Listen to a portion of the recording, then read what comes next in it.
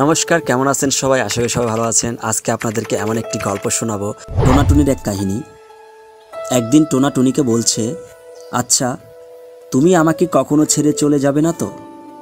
টোনাটুনির ভয় দূর করতে নিজের দুইটি ডানা কেটে ফেলল আর বলল, এই নাও, এবার আমি চাইলেও তোমাকে ছাড়া কোথাও যেতে পারবো না। টুনি খুব খুশি হয়ে গেল। এরপর এলো এক বিশাল ঝড়। টোনাটুনিকে বলল, তুমি চলে যাও, আমার চিন্তা করো না। টুনি দেরি না করে তখনই উড়ে চলে গেল নিরাপদ আশ্রয়ে।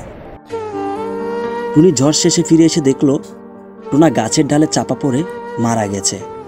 মৃত্যুর আগে টোনা তার ঠোঁট দিয়ে লিখে গেছে কিছু কথা। ডানা দুইটা কেটে ফেলার সময় আমার নিজের থেকে বেশি বিশ্বাস ছিল তুমি তো আছো আমার পাশে। যতই সমস্যা আসুক তুমি আমাকে ছেড়ে কখনোই যাবে না। কিন্তু ভুলে গিয়েছিলাম কাউকে ভালোবেসে নিজের অস্তিত্ব তার মধ্যে বিলীন করতে নেই, কারণ যদি সে কখনো হারিয়ে যায় তখন হারিয়ে ফেলা অস্তিত্বগুলো আর ফিরে পাওয়া যায় না, যেমন আমার অস্তিত্ব।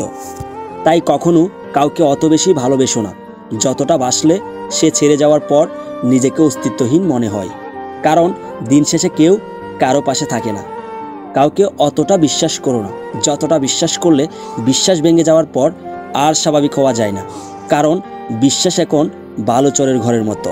তো ভিডিও থেকে কি শিখতে পারলেন সেটা কমেন্ট করে জানাবেন, এবং এ ধরনের নিত্য নতুন ভিডিও দেখতে চাইলে আমাকে ফলো রাখতে পারেন।